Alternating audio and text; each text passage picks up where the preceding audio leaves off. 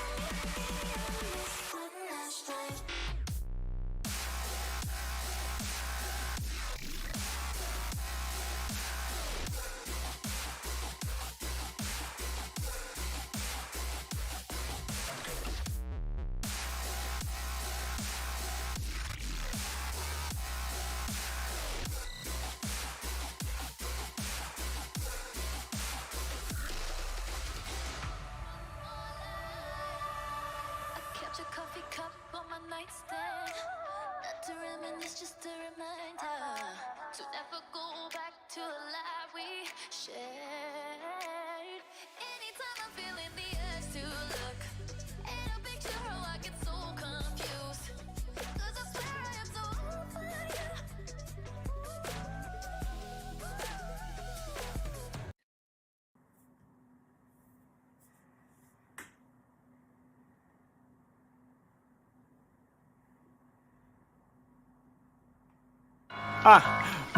One, two, coming off the top, y'all know how we do. Listen, I'ma drop a freestyle you can cherish.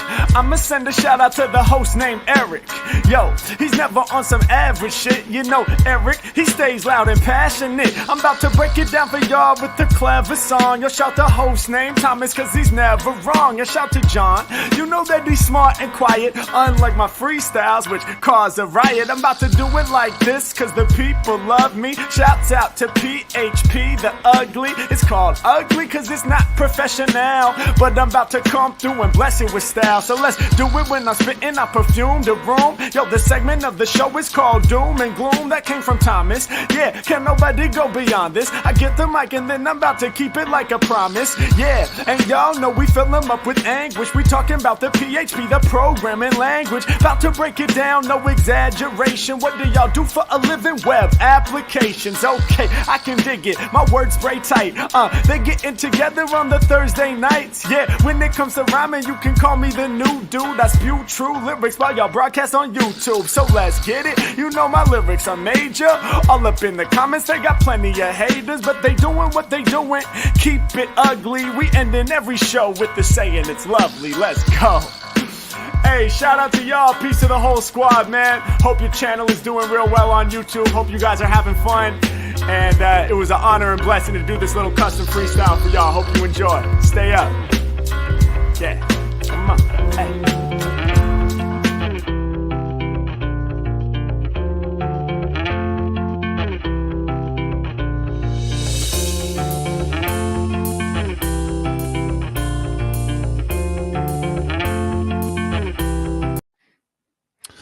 It's July 1st, 2023, and you're listening to episode 337 of the PHPUgly podcast, a weekly podcast brought to you by some real-world developers and owners of businesses who get together every week to talk about what's happening in our life, what's happening in the PHP community, what's happening in the PHP ecosystem as a whole. I'm one of those wonderful developers. My name's Eric Van Johnson. And if this is your first time watching us, welcome. Or listening to us. I'm not judging. You don't have time to watch us. I get it. We have a few people who help make this show a little better. We have a couple of sponsors, JetBrains PhpStorm and HoneyBadger.io, as well as our supporters on Patreon. Now, I know what you're saying. Supporters on Patreon? Eric, aren't you rolling in that new release manager money? Wrong, Eric. But we do appreciate our Patreon supporters. We're going to talk about all of them a little later in the show. But for now, we're going to get into it. This show does stream live, and a very important element of our live show is our Discord. So if you ever want to participate in the show, ask questions, give us feedback, that's happening in real time in our Discord channel at discord.phpugly.com. But for now, let's move on. Tonight with me, as always, my good friend, John Congdon. June, July. Does it really matter? Did I say July?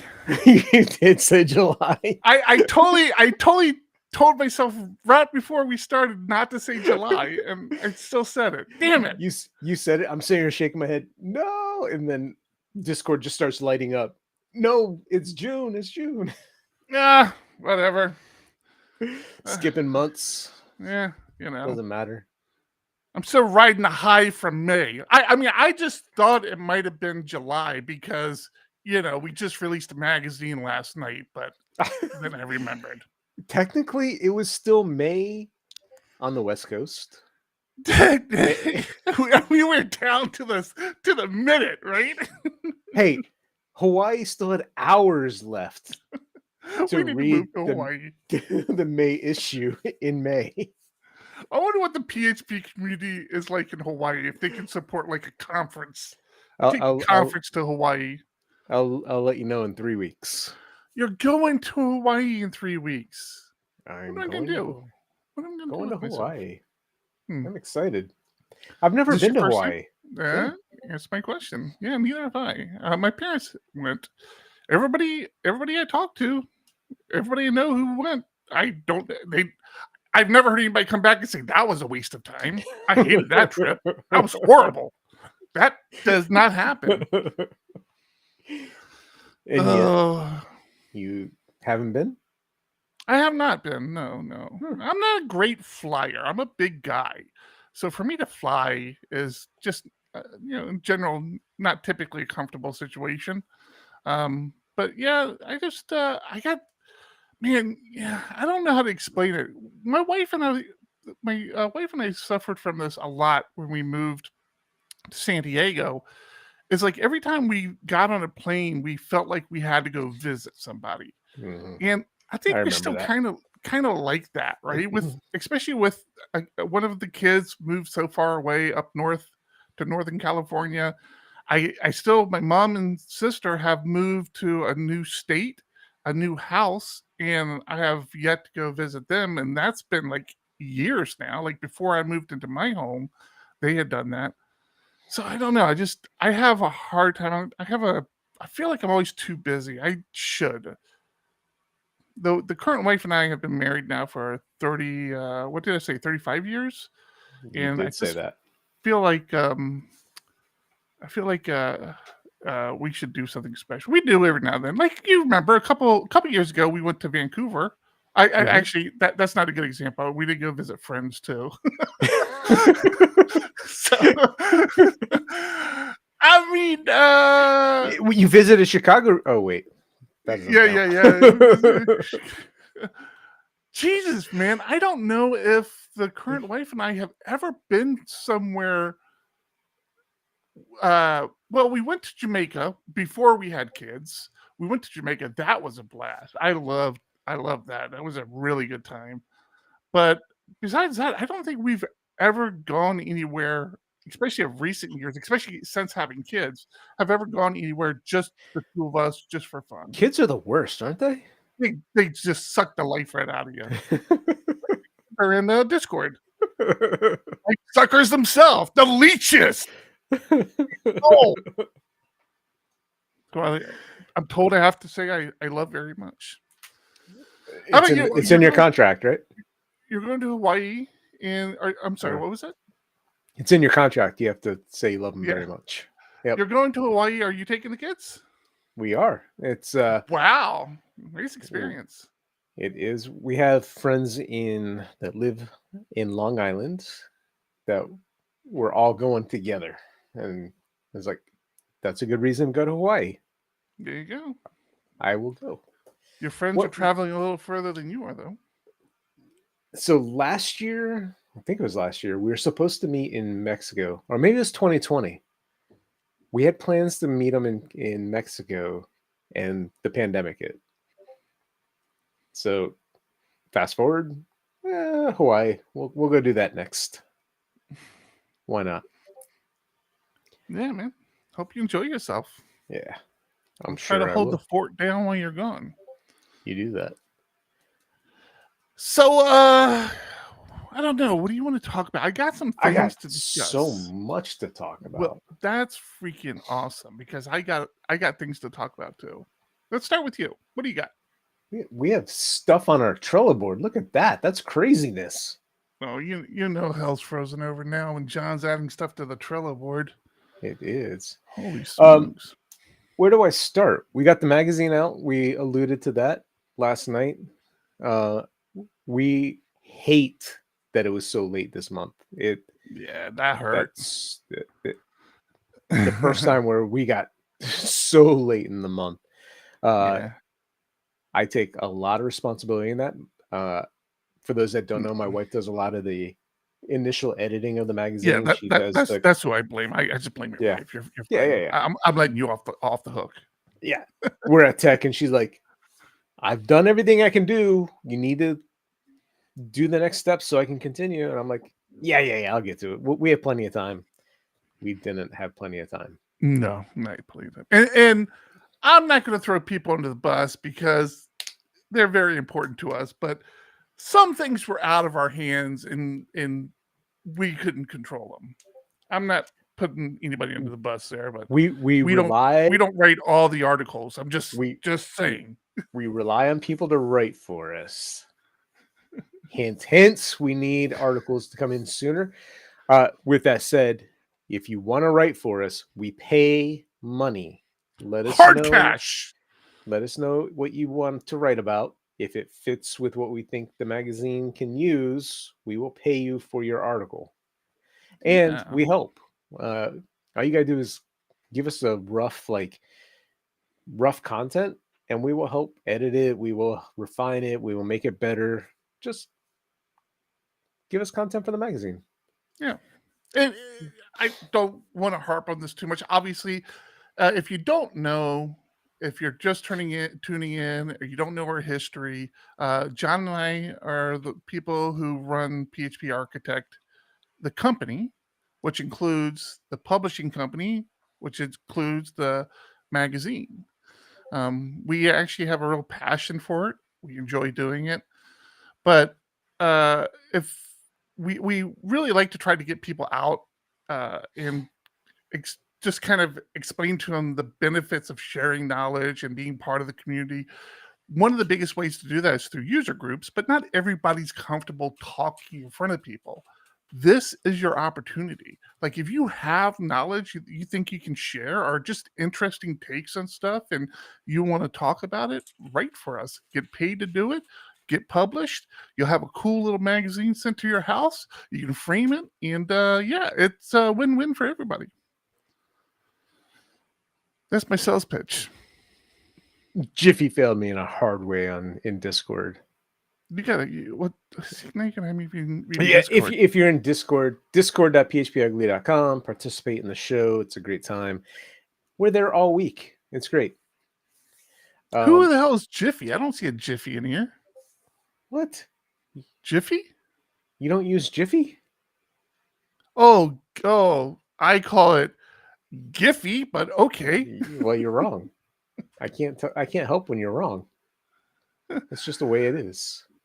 Okay. All right. So how did it feel? You know you can preview that stuff. Citizen Coder. In Slack you can. Citizen Coder is in here. Yes. Everybody might want to be aware of that. What happened? Your kid. The hell? What the hell? They live in the big city now, John. They live in the big city. They say bad words. Oh my gosh! We got to turn that off. Take it off the stream. Take it off the stream. The hell? I blame my wife for that one. Yeah. my wife is definitely off.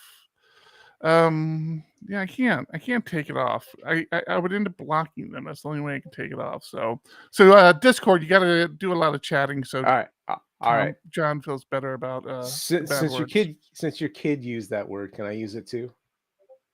Fucking no way.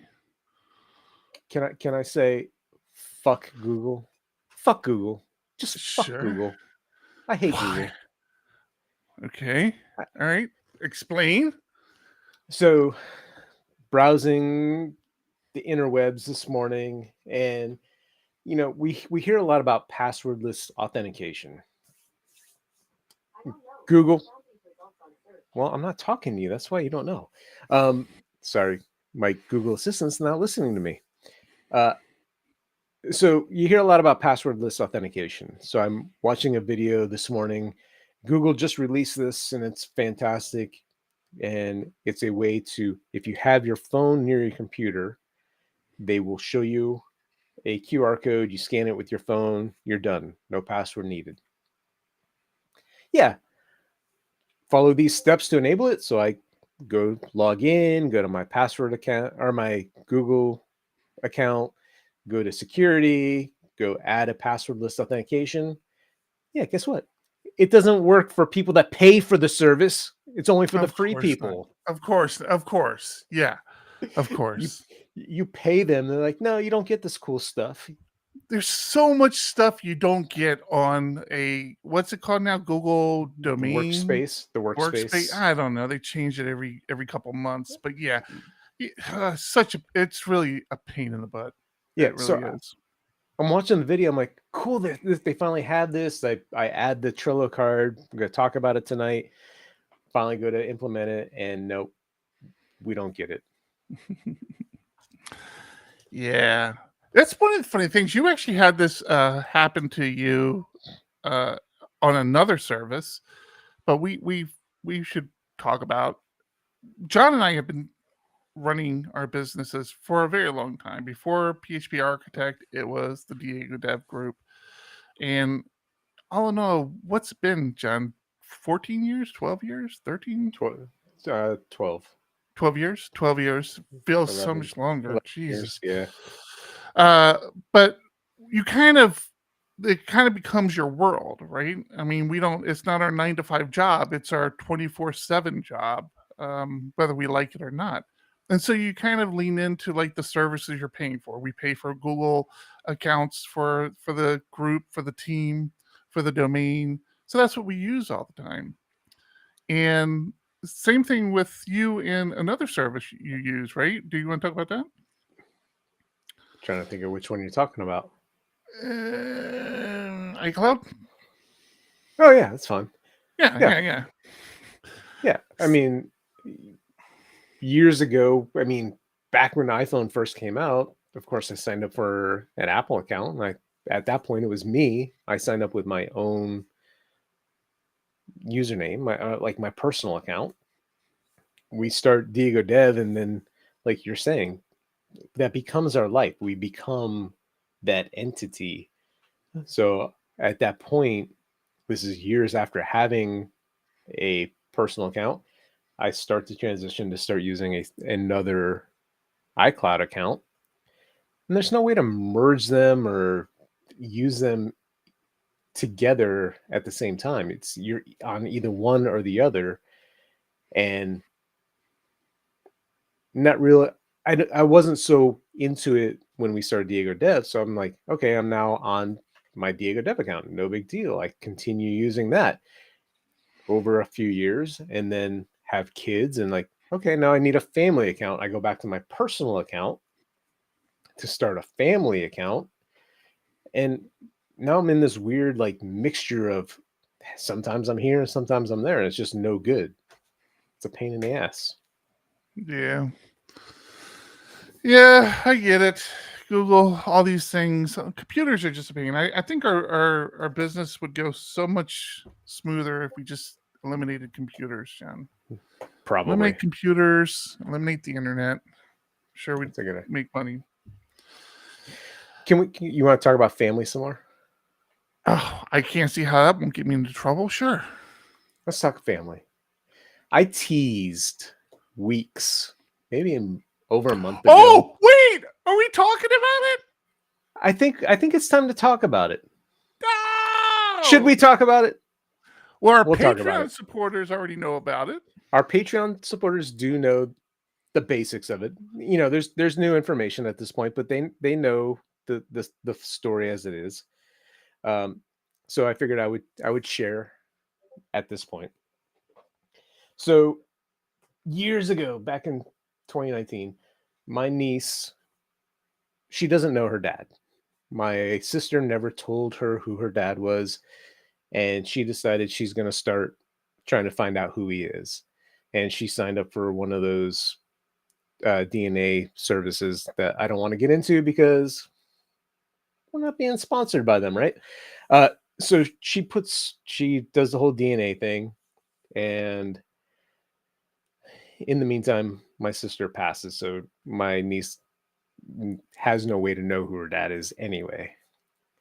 She gets hit with a DNA match with somebody, not as a dad, but the DNA is enough to match him as a cousin. So they start talking, and she finds out this guy doesn't know who his parents are. He was put up for adoption when he was a kid. Or not when he's a kid, when he's a baby. He was put up for adoption. So now they're both trying to find out, you know, that whole side of the family. Years later, she logs in again to the same service and finds out there's another match between this person who is 54 and somebody on my dad's side of the family. So now she's like, he's somehow related on that side of the family, not on her dad's side. We keep trying to figure it out, and I swear she is so tenacious for being 25-ish now. Damn, I feel bad. I'm sorry. I should know your age. Mid-20s. She has a kid of her own, and she is very tenacious. And she starts like, well, what if it's grandpa's, my dad's? I'm like, no, not possible. Sure enough, she gives this guy a picture of my dad's name. Over the past few years, he got his adoption papers unlocked. He knows who his mom is. He takes that information to his mom and says, hey, is this my dad? And she says, yes. So at this point, going back a couple months, I now have a half brother I knew nothing about until, in my 40s. I then, of course, do my own DNA test. I got the information back this past week, and we're a match. We're 99% chance that we are related as a grandchild, a half sibling, and I forget what the other one is, but I mean, it only makes sense that we're half siblings.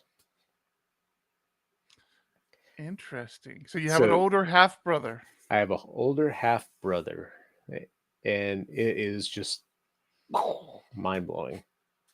He's so much better looking than you are. He's better looking. He's smarter. He runs a much bigger company than I do. He's better friends. Probably way better friends.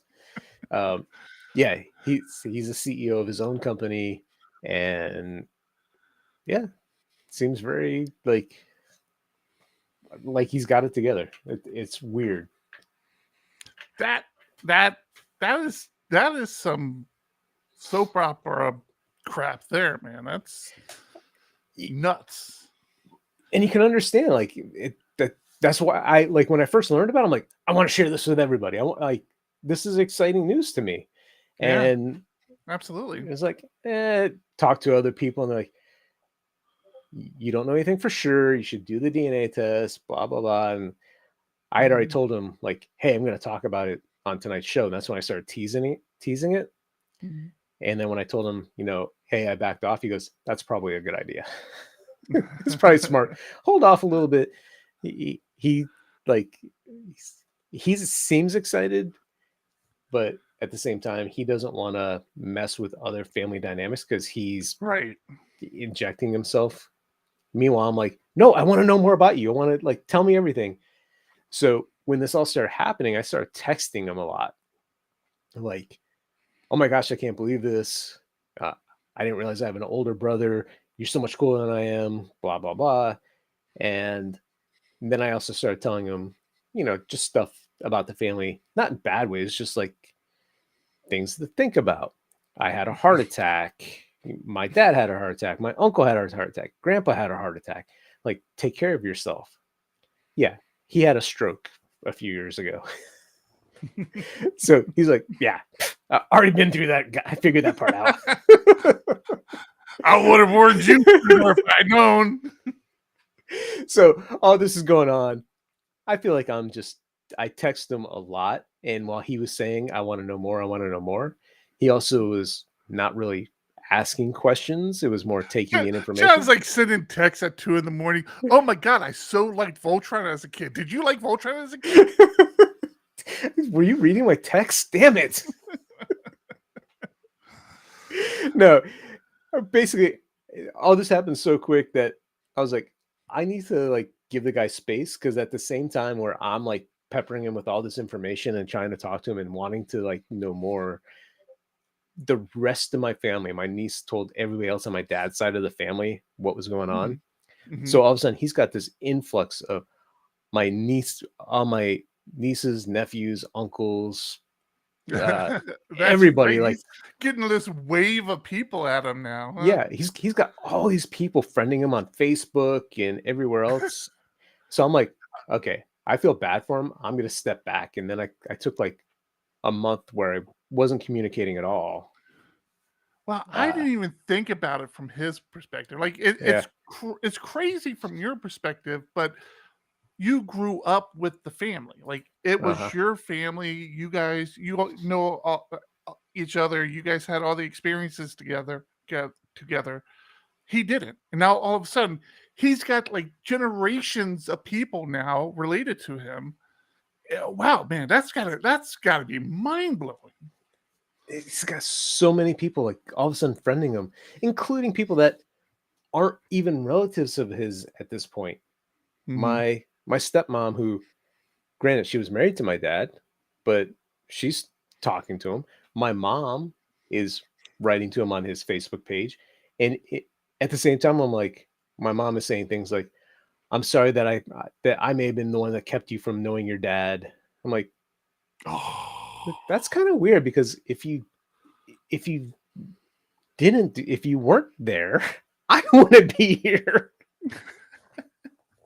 It's just like when you start thinking about it that way, it's so weird. Like, no, everything worked out the way it was supposed to. Stop.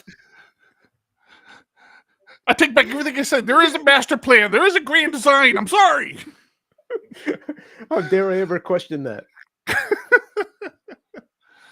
Oh man, that is so. Any plans to meet up? He's right up the street, right? Isn't he up in LA?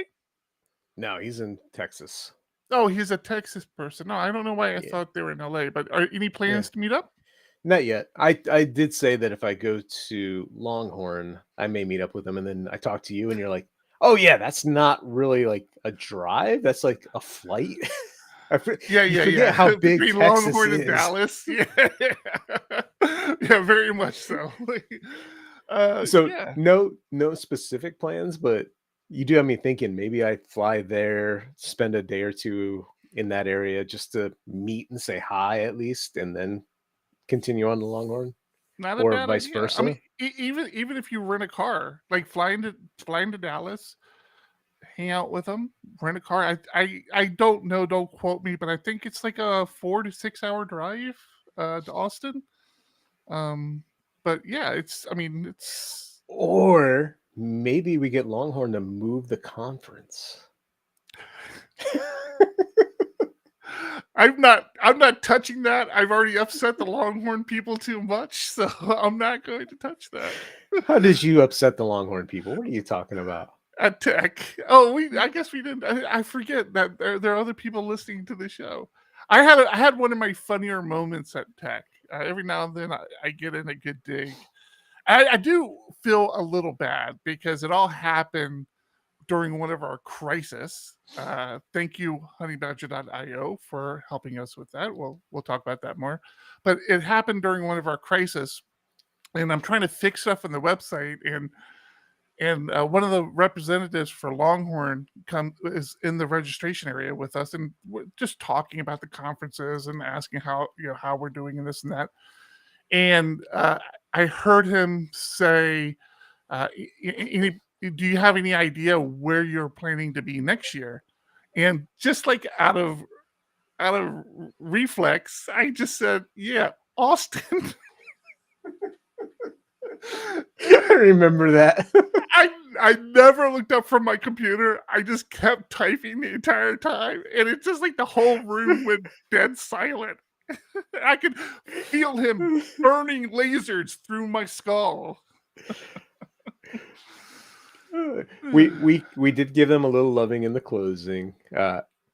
So I know we appreciate Longhorn so much. When we were there last year, they did a good job of talking about tech, and I wanted to return the favor at tech to Longhorn.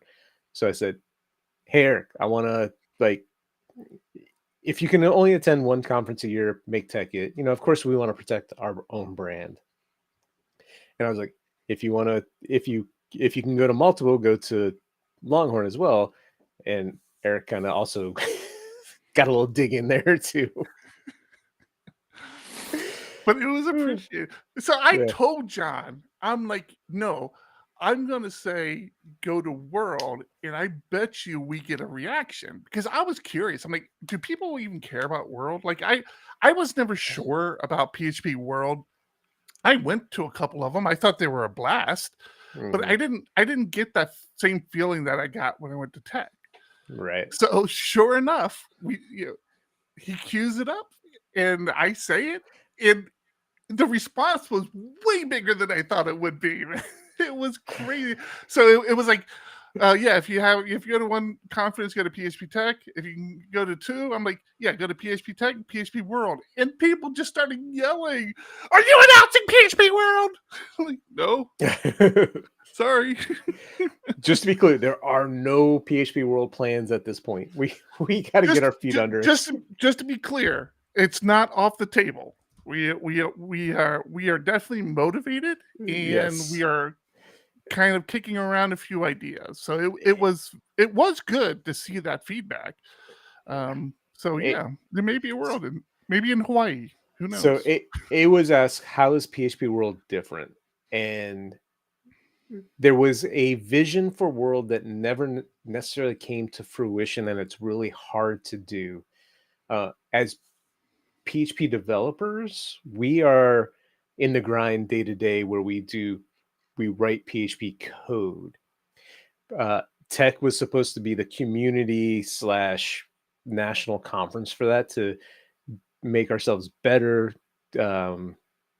developers, use best practices, learn new things in coding, new libraries, everything cutting edge was tech. PHP World, on the other hand, was, why don't we bring people or not into the fold as PHP developers? And that includes people that are WordPress developers. They write in PHP. They don't necessarily, they are PHP developers, but they're so focused on WordPress. Magento is so focused on Magento, even though they write in PHP. What was he? Laravel could be one. There are these communities that, Drupal is another one. There are communities that write PHP. What's that? I was muted. I'm like, yeah, Drupal. Yeah, that's what I said. Yeah. So there's these communities that write PHP, but because they write for a specific framework or specific CMS, they kind of get left out in that fold. So PHP World was, let's bring all these people together, but have a track for people that are focusing on each one of these things. But it's hard because you get WordPress that has WordCamp, and that's where those people go. You have Symphony that has their Symphony conference, and Laracon and DrupalCon, or whatever they call theirs. Yeah, the conference world is really weird, a really weird balance. Like, everybody wants to help everybody be successful, but not too successful. You don't want too many conferences. You want everybody to be able to attend a conference. If they can't attend a national conference, be able to attend a local conference. But you don't want too many local conferences if you're the one holding the national conference. So it's just this really weird balance to do. I would like to try to revisit that idea, maybe. I mean, we hopefully have some time. I think we have some time before we do this, but yeah. Before we move on, let's touch on actually one of the sponsors of PHP Tech. I saw what you said there, but I figure since we're talking conferences and talking about the PHP community, JetBrains PhpStorm is a sponsor. Don't I have a image for this, right? I have a graphic, don't I? No, yes, I do. I do not know, do you? Yes. So JetBrains PhpStorm. I think, John, you have a little spiel on this, right? You're better at that. I do, and I happen to have it right here because I am so prepared, and that's the way I roll. PhpStorm, by the way, thank you for sponsoring, is a cutting-edge IDE tailored for PHP and web developers. If you haven't used it before, or it's been a while since you've tried it, now is a perfect time to check it out again, because it has received significant performance enhancements and an expanded feature set. Curious to see if it's the right fit for you? Head to www.jetbrains.com/phpstorm to learn more and try it out with a 30-day free trial. Code smarter, not harder. That is definitely one contact I'm really enjoying. They do a lot for the PHP community. We do use PhpStorm. I've been using it more and more. I still owe the people in Discord.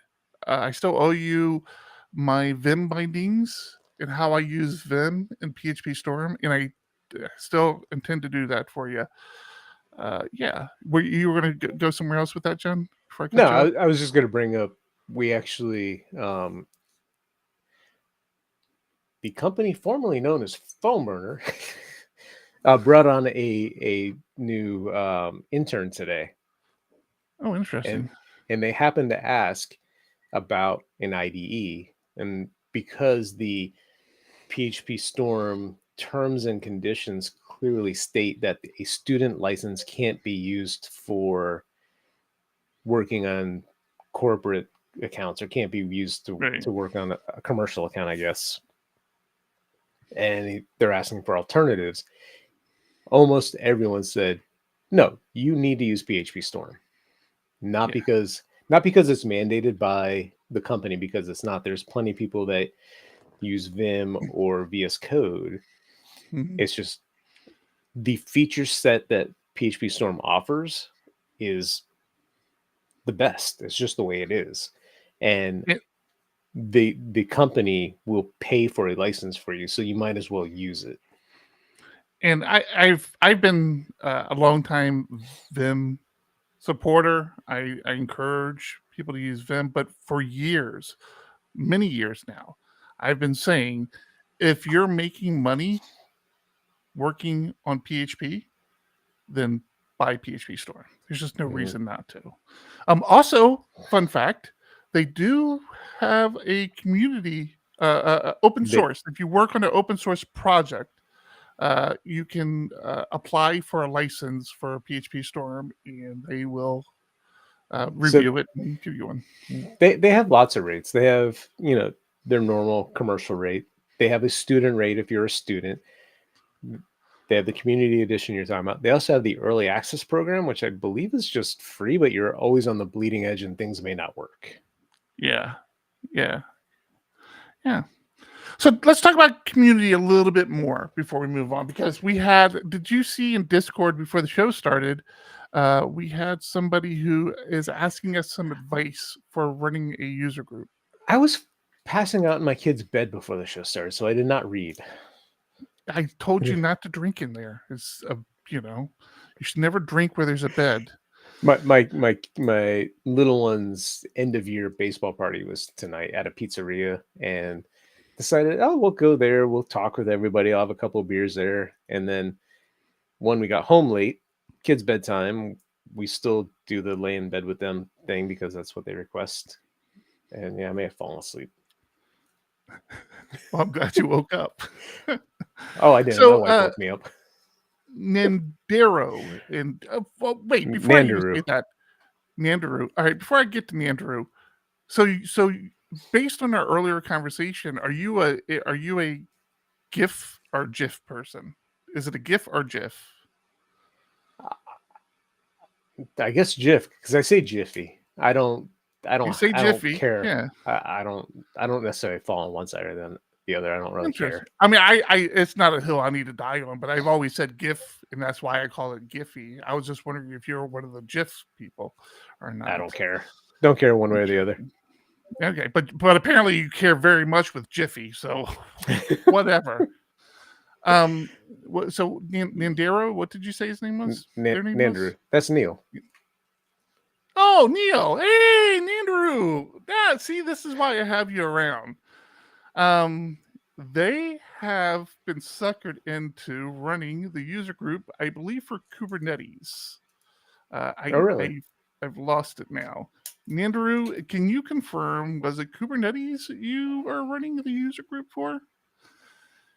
And I guess it's kind of fell to the wayside. It was one of these, like, very much like what you had walked into with the San Diego PHP. It had been an existing user group. It kind of fell to the wayside. Like, nobody was like running it or managing it anymore. And then you come in and kind of start organizing things again. But that's kind of where Neil is. So yeah. Any advice? Like, how did you, seeing how you were in that position, how did you get started? We'll get to what Kubernetes is soon.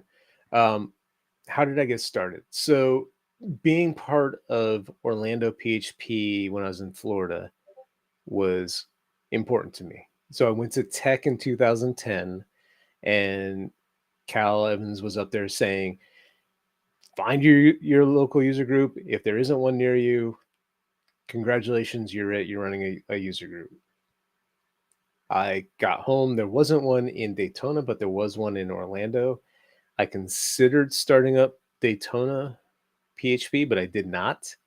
I instead once a month drove an hour to Orlando and joined their user group, mostly because I knew I wasn't going to stay in Florida. I was planning on moving to California at some point. When it came time to moving, of course, I looked for a user group. I looked for San Diego PHP, and it was defunct. There hadn't been a meetup in years, I think, at that point. So I made the decision. It's important enough to me to get that ball rolling, and just started it up. Talked to a few people, and they're like, yeah, just find a place. You don't have to have an official like presentation, just meet people. And we immediately had people saying, yeah, you can meet at our place. And that was, what was that? It was it wasn't a car shop, but it was, I forget. I think forget the name of it. Something with used car dealerships or something. I forget what it was. I don't remember, but they're like, yeah, we have space. Come meet us here. So that first meetup, we had 20 people show up, and we all sat in a circle and just chatted. Mm-hmm. And you showed up. You were there. And I had no clue what I was doing, but we made it work. We started having presentations. We, continued to host there. We got moved around, as certain locations shut down. We just kept it going, and it worked. Yeah.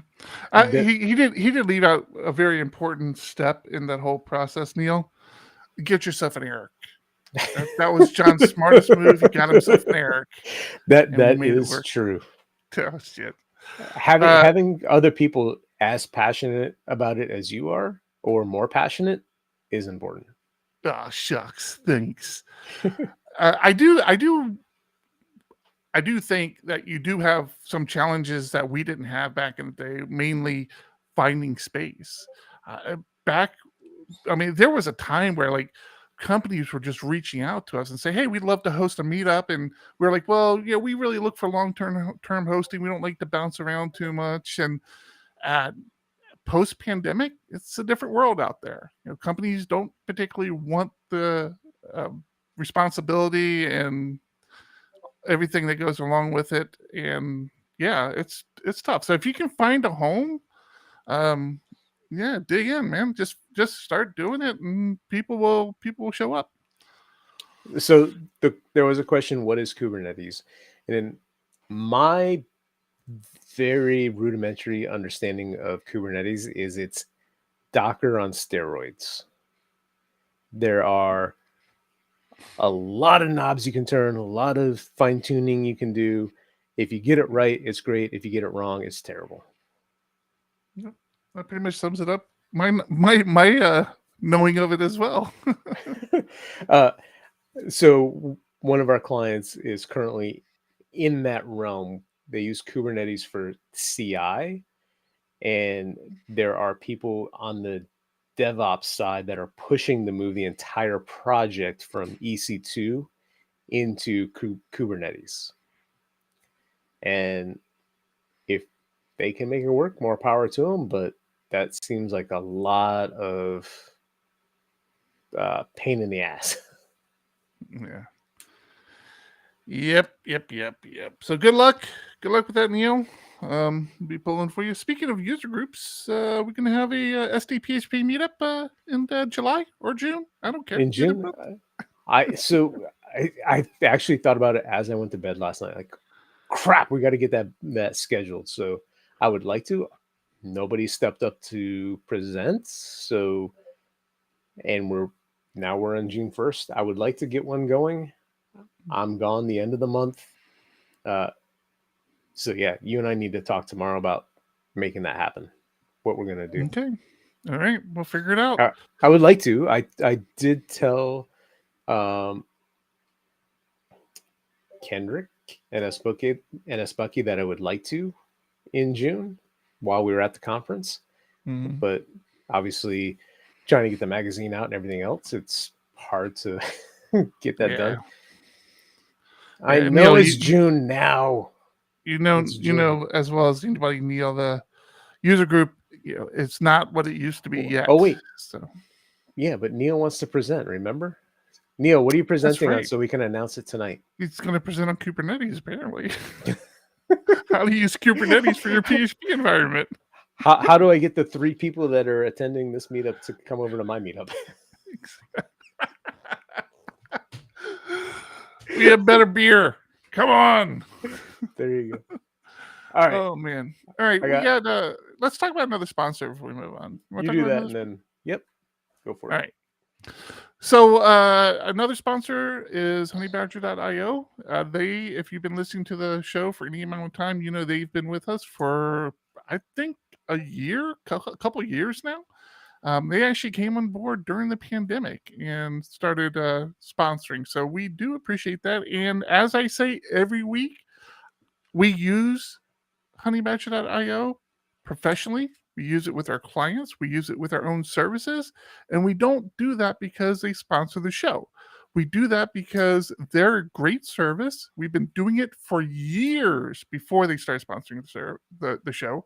And it's a great service for monitoring your logs, for monitoring your uptime, for monitoring your cron jobs. It's very easy to implement, very easy to parse and read. One of the cool things that we're taking advantage of, and I actually did a little bit of a dive in. So I went to our client's Honeybadger account and our client's project Honey Badger account. It's our account, but it's the project for the client I work on. And I saw that there was a lot of errors. This one error kept recurring and recurring. And so I did a little deep dive. I'm like, hey, did this error start recurring after a certain deployment? Because we're tracking that now. We can see if errors happen after a certain deployment. So it's wonderful to have eyes on your application, to see little hiccups in your application before users have an opportunity to see it, or before users have an opportunity to reach out to you and let you know there's something wrong with your environment. Honey Badger can do that first and have you jump in. I can't even begin to tell you how much it helped us at PHP Tech. Not anything with PHP Tech, but we had spun up the virtual pass in the streaming service very last minute. It really just threw it together. And I mean, the entire week we were making changes and fixing stuff, but Honey Badger was letting us know every time there was a problem.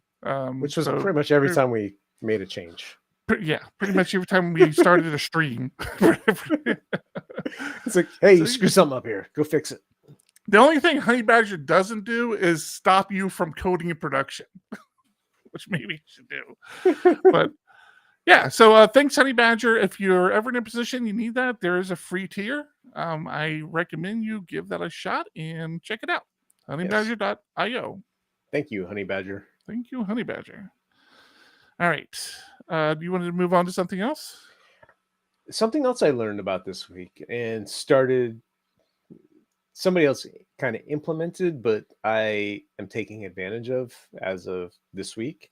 Have you heard of Paseto? Paseto? I have not. Paseto? Is that like a dessert? It is not like a dessert. It's better. You've heard of JWTs, right? Yes, I know what JWT is.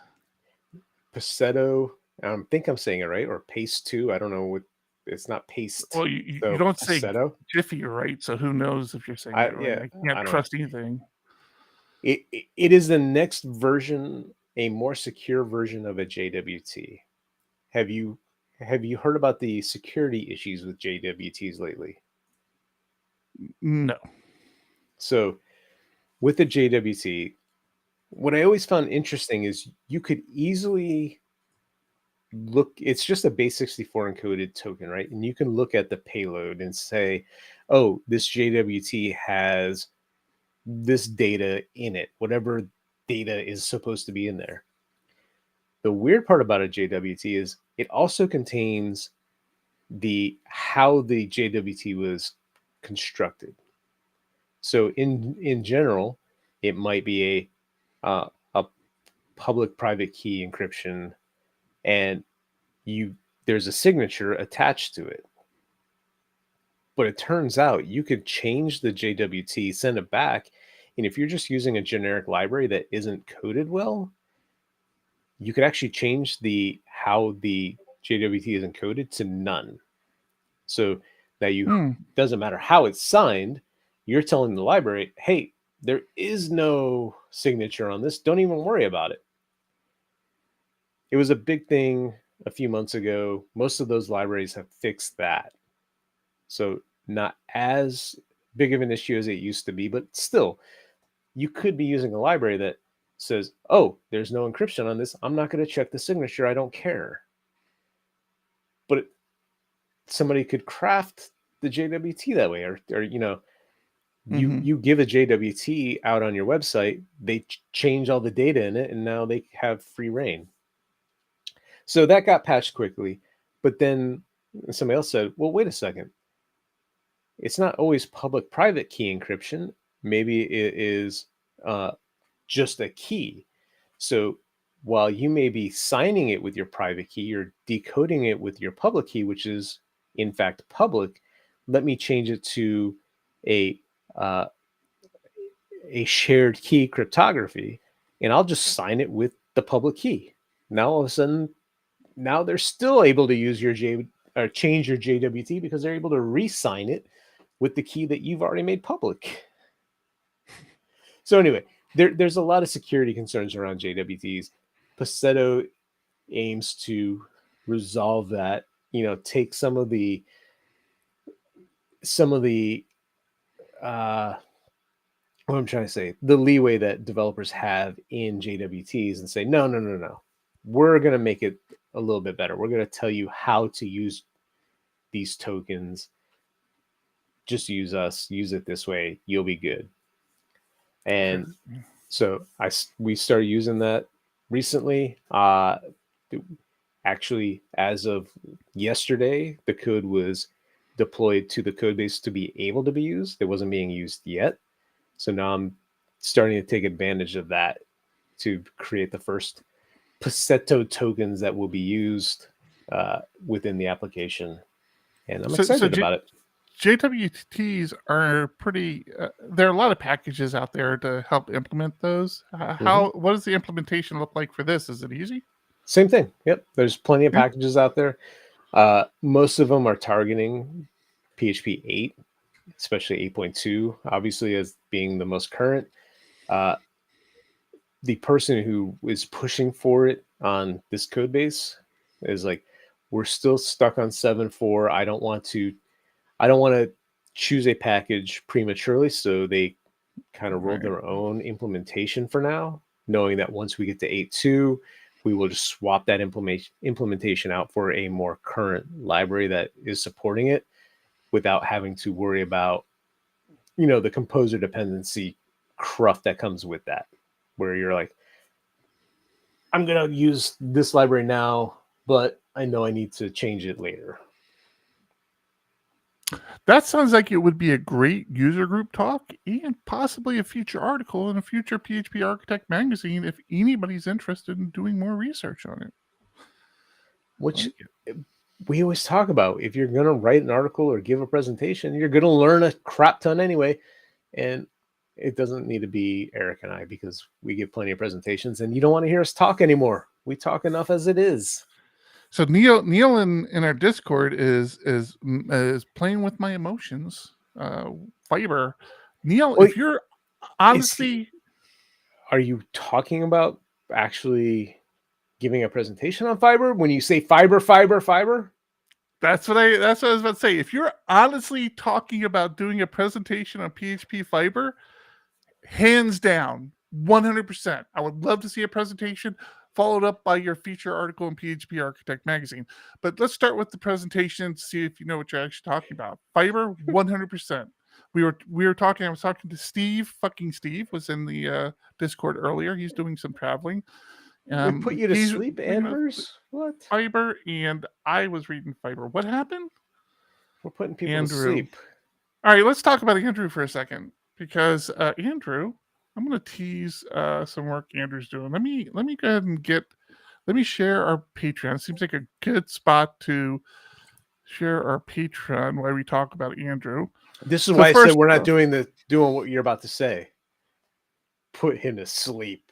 Come on.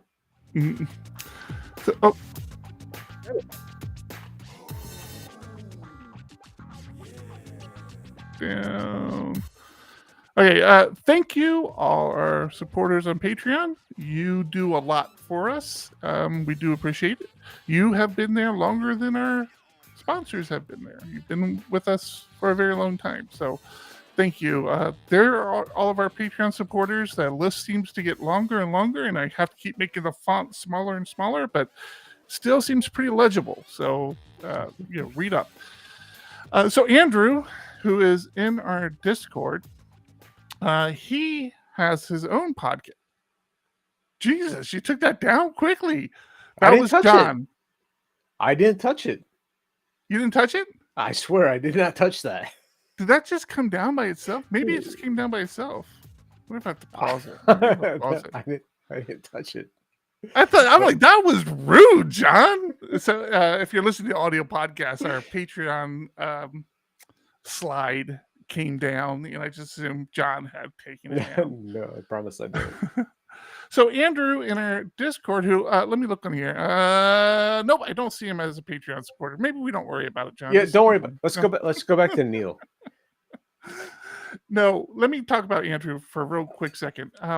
Andrew had reached out to me a little over a year ago, asking some questions about starting a podcast. And I'm like, yeah, let's jump on a call and talk about it. Well, he ended up taking that call and making it the first release of his Citizen Coder podcast. So I feel like it's almost been a year now. Am I even close to being right there, Andrew? Could it have been a year ago that happened? Anyways, they're listening to us on a delay, so we won't know for a couple of minutes. But Andrew reached out and said, "Hey, I'd really like to talk to you and John about running a company based on PHP, focused on PHP, and dependent on PHP, and kind of see where things are." And so I'm like, yeah. So he's going to be interviewing John and I, which is going to be weird. I'm going to be on the other side of the podcast table there. He's going to be interviewing John and I on this week, and then I don't know how long he takes to release a podcast, but some future Citizen Coder podcasts will include an interview. You don't think they're like you, where they're editing right after doing the recording? During the recording, I do that because I love our European listeners, and I get so many messages of, "Oh, I was getting in the tube, and I was hoping to listen to the podcast, and it wasn't there." I'm like, all right, I don't feel guilty. What's so funny is, man, when we first started doing this, my wife could attest to this. I just would beat myself up all weekend long just trying to edit the podcast. Now, it didn't help at the time. We didn't have great equipment. We were like, just the boom mics, and we had drift issues. Yeah, there was so much to do. So thanks to our Patreon supporters and our sponsors, we have some nicer equipment. We use some better services, but it was a nightmare when I first started doing it. Now I get it done in like an hour. It's great. I want to go back to something Neil just said as well. Okay. Right. I'd argue there's a large gap between the I don't want to early adopt a library and the we don't want to touch something that we took on 10 years ago and still works, even if it's a massive security hole, abandonware. Literally today, I was on the phone for 2 hours. I've talked about this in the past. Taking on a library that is core to your application is scary. And going back well over 10 years ago, this client took on a library using Active Record. The library was written for PHP 4. It sort of worked on PHP 5 at the time. At the same time, there was this massive shift from where we had two different code bases, one in PHP 4, one in PHP 5. Moving the code base from PHP 4 to PHP 5, and then ultimately merging everything together back then in PHP 5, still maintaining that old library. That library is still in use today on PHP 7 because while it was abandoned, we hacked it well enough to make it work in PHP 7. We're continuing to work and hack it to make it work on PHP 8. I spent 2 hours on it today unintentionally, where talking about Passetto a few minutes ago, I reached out to the developer that wrote that initial implementation. I'm like, hey, this is in Slack. I said, hey, should I be using encryption or signing for this? I feel like the front end doesn't need any of the data in the token, so I should be using the encrypt. And I was just running it by him because I wanted that sanity check because he's more familiar with it. And he says, hey, do you want to jump in Zoom for a minute? I'm like, sure. I jump in Zoom for him to say, yeah, what you said makes sense, right? He could have written that back in Slack to say, yep, perfect, that's fine. So we start the conversation, and while we're talking, one thing leads to another where we're talking about Passetto. He confirms my suspicions. We talk about his implementation and why he liked it, to the code base in general, to this library within the code base. 2 hours later, we completely hacked a good portion of the library to where I'm like, how did we end up here? Like, no clue how I ended up stripping out all this cruft of code, changing the auto-generated classes that it does, and then 5 o'clock rolls around. I'm like, okay, I need to be done. I got my kid's baseball thing tonight. I got to head out. He's like, yeah, just push up your changes and I'll, we'll go from there. Literally, I go to push up and I'm like, oh wait, I'm on the wrong branch. I check out another branch, completely lost the 2 files, only touched 2 files, completely gone. No clue where they went. I'm like, what happened? He and I spent a good 5 to 10 minutes where I'm looking in local history, which is another fantastic feature of PHPStorm. If you're not using PHPStorm, local history is a reason to use PHPStorm. Just like Git, it maintains a history of the files that you're working in. So if you make a mistake, you can roll back, except for this one instance where all of a sudden I lost 2 files. And when I go to look in the history, it's like, oh yeah, it was updated from an external source. Huh? What? So we keep poking around, and finally he says, can you just look in your stash? I go and I look in the shelved content in PHPStorm. PHPStorm has a shelf, which is kind of like a Git stash. And sure enough, my 2 files were there. Was able to bring them back out, push everything up, goes through CI. Yeah, 1,527 errors later. It's up there. Wow. Yep. So we got a lot of things to figure out, but the whole point of what the changes to this library did, one, making it more PHP 8 relevant is a huge thing. We really wanted to, so it's all around active record. We really wanted to give static typing to the properties, but that becomes a big issue when you're dealing with code that was written PHP 4. So we instead went with annotations, but now static analysis is like, you're not using this right. This is bad. Don't do this. I love Buttery. Buttery, you're my favorite friend right now. Yeah, I was biting my tongue. Buttery says Vim has branching undo redo history too, by the way, which is actually, if you've never used that, it's fascinating. There's a plugin for it called I want to say it's Gundu that gives you a visual representation of it, but it's very much like the local history in PHPStorm, where you open up this visual representation. It shows you, oh yeah, you made this change at this time, this change at this time, and then if you undo something and you make other changes, it just makes a branch and says, okay, you came back and then you branched off, you made this change, this change. Very cool feature in Vim. Oh, and really? That is pretty cool. And like John says, it's built into PHPStorm as well. They just call it local. What they call it? Local history. Local history. Yeah, it's the same concept. Very much the same concept. So, undo tree. Thank you very much, A-Woods. That's right. Undo tree is what it's called. So yeah, it's very cool. If you're a Vim person, I use Vim for everything, outside of PHP, including PHP. But yeah, I don't use that plugin anymore, and I should probably go pull it up. I'm sure NeoVim has a cooler version of it.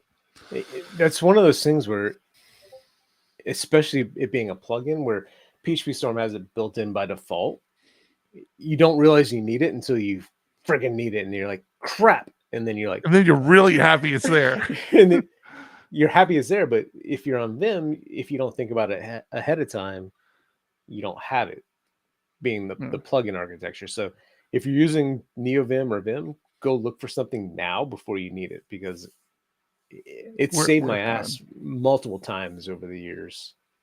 Yeah, very much. Me as well. All right.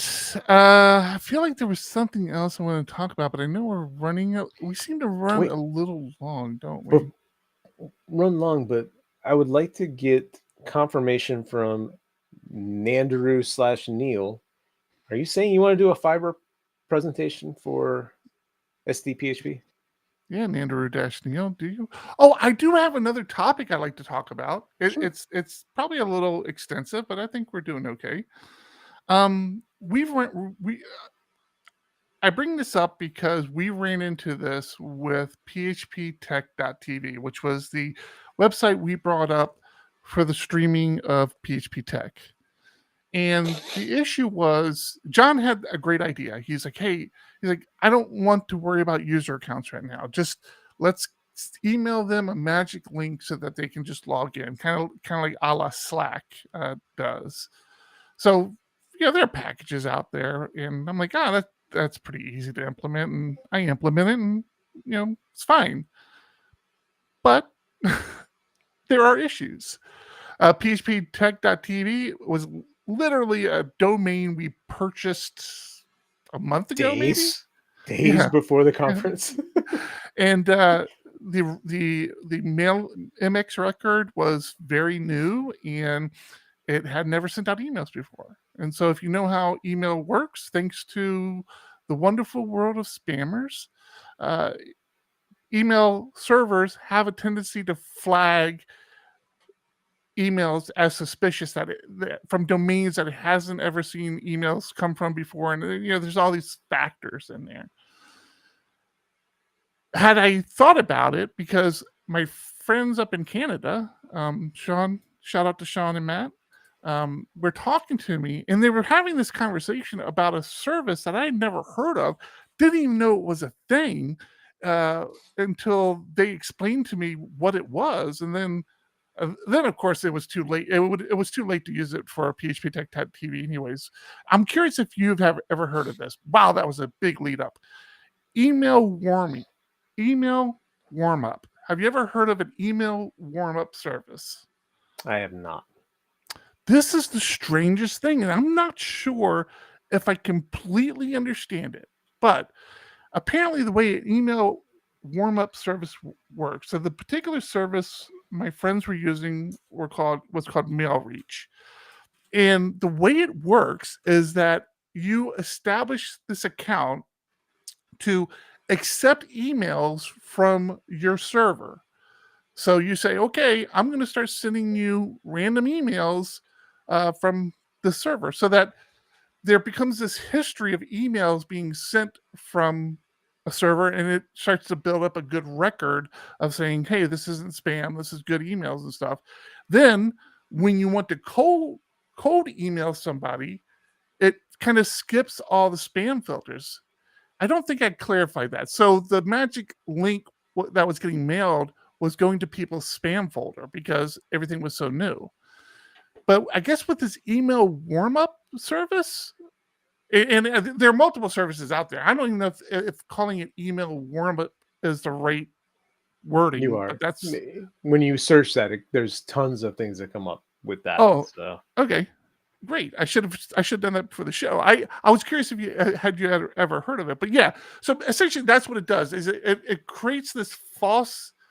I don't want to make it sound like a bad thing, but it creates this false identity of, hey, these emails are good emails. It improves your reputation as an emailer, right? And so I don't it makes see it a this lot lasting. easier. I don't see it lasting long, because as spammers start to use those services, it's going to break it for everybody else. Right.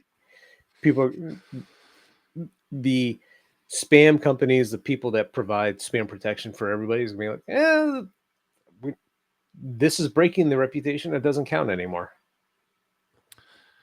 Yeah, I mean, it's an arms race, right? It's always been an arms race. Mm-hmm. They come up with the tools, and companies figure out ways to stop it. I like the magic link because it was quick. We didn't have to do as much development to make it work. Oh, I love the magic link. There were some downsides to it for sure. Like the email going to people's spam folder for one. Well, going to spam, going through any sort of antivirus where it where it looked at the link ahead of time.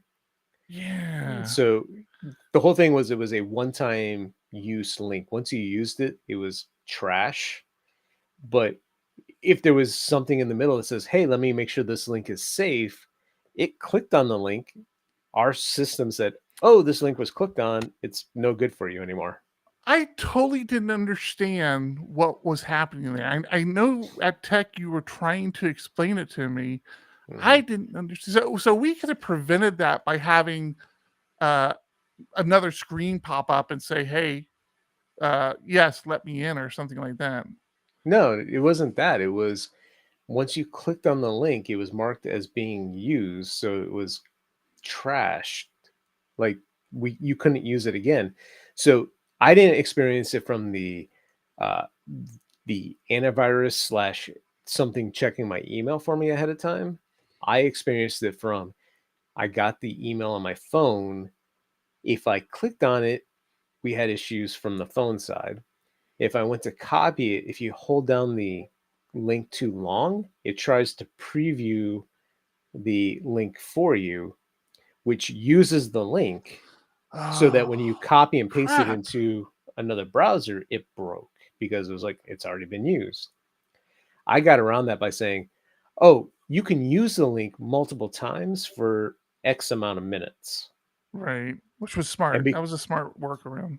And because it's a magic link, even if your antivirus or whatever, corporate software you have that checks your links for you, even if it checks it for you, you should get it within a few minutes and be able to click on it yourself.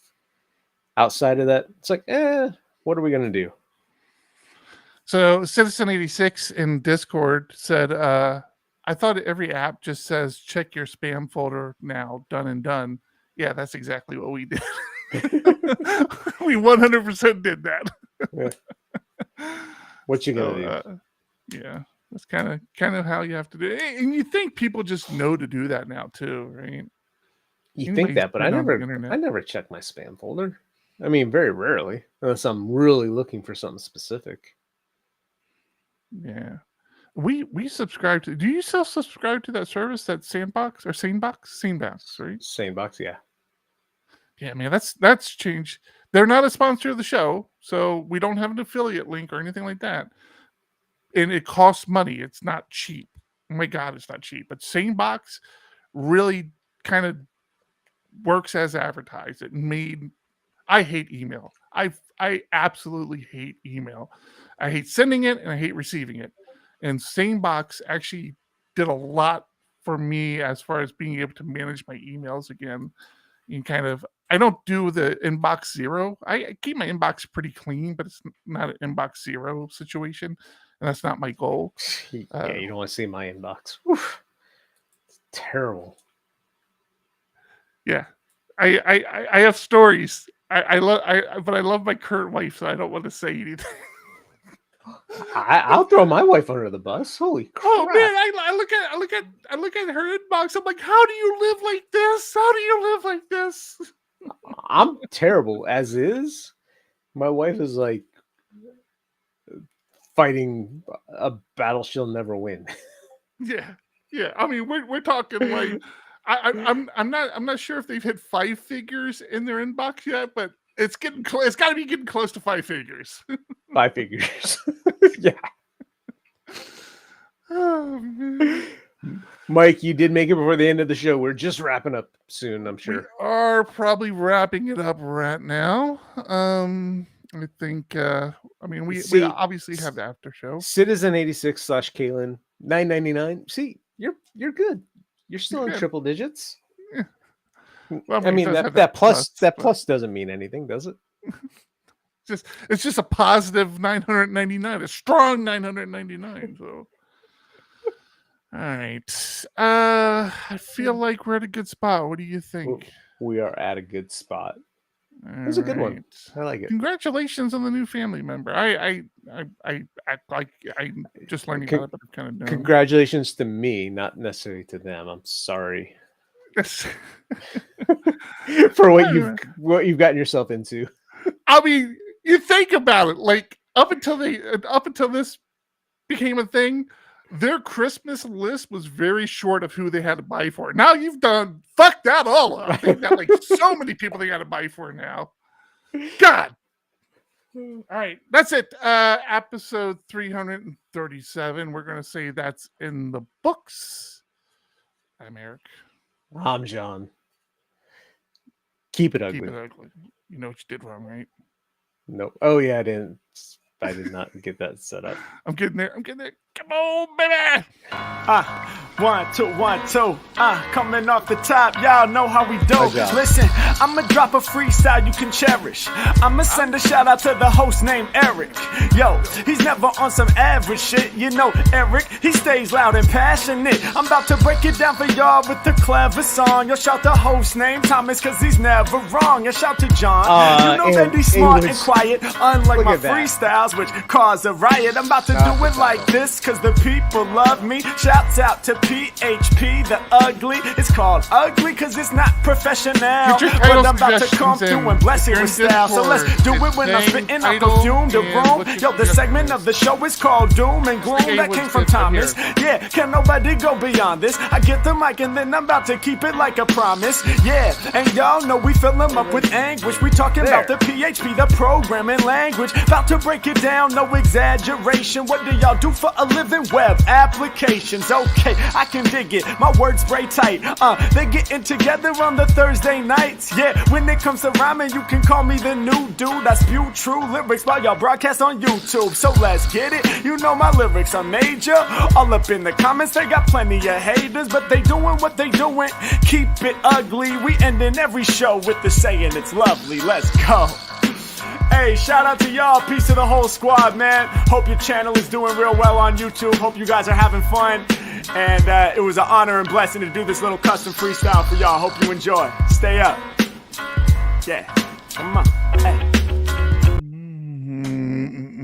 Yeah, I'm gonna share my thing here. Hold on. Yeah, go ahead. Still riding. Yep, still riding that PHP Tech high. Oh yeah, that's. Remember back in the day, like all we wore Diego Dev t-shirts because that was like half our wardrobe. Yeah, that's my PHP Tech world right now. Yeah. Right. Let me do this. Share. I think this is gonna work. Let me see if this works. I'm gonna have to turn it off. See, but that makes it small. Oh, actually, that's what I was gonna do. Do this. Nope. There we go. Oh, I'll make this so big. Guys, we paid for this service, John. We might as well use it. So the funny thing is, a couple nights ago, we were working on, maybe it was whenever it was, we were working on the magazine, and Jack asked me, "Hey, what's the name of that service that you use for YouTube safe music?" Meanwhile, he asked that at like 3 o'clock in the afternoon. I didn't see it until near midnight when we're working on the magazine. Part of me wanted to say, YouTube safe? What are you talking about? But I'm like, it's too late. I don't care. So I just responded with Pretzel Rocks. And he's like, what are you talking about? Just putting two random orders? And then he realized, oh. Oh, take it out of context. That's a little weird. Yep. Okay, you like pretzels. That's fine. Happy to hear it. I'm sorry, Buttery. Buttery. Buttery, you brought up you're saying Vim has the ability for local history. Are you talking about just being able to undo, or are you talking about there's something built into Vim where you can step back, like back and forth quickly and easily? Because that's the part that PHPStorm has that I like, where I can go to any point in history without having to undo and redo to where I need to be. And by you saying it was built into Vim automatically, I was confused on that one. Yes, I don't know for sure. Like every time I've used it with that undo tree. I think is what the plugin Which was. right, which is pretty much like the local history PHPStorm gives you by default, right? Yes, right. Like yeah, local history PHPStorm does by default. Yes, that's right. Yeah, so you can step Right. So between undos and branches, but there's no are you, easy are you, way built into are you it. talking about just with the U for undo and Control R for redo? In that, be, just undo redo by default. He keeps throwing the word branches in there, so I don't think that's what he means. I think he's talking about. So that's where I was going to say. I was always under the impression that undo tree was just throwing a GUI onto a feature in Vim, but I can't be sure. NeoVim undo branches. Yeah, well, that's NeoVim. That's different. John And does not rock the NeoVim thing I, here. I do not. I do rock the NeoVim, but not Oh, as a full IDE. really? Interesting. Yeah, I've tried it a few times as my IDE, and I keep following a lot of the tutorials on getting the full blown setup in there. Oh, I keep going back to whatever that one I use. I forgot its name now. I'll have to look it up. For anybody interested. I follow 2 or 3, and I keep blowing away my plugins directory because something gets busted and it's not quite right. That's me.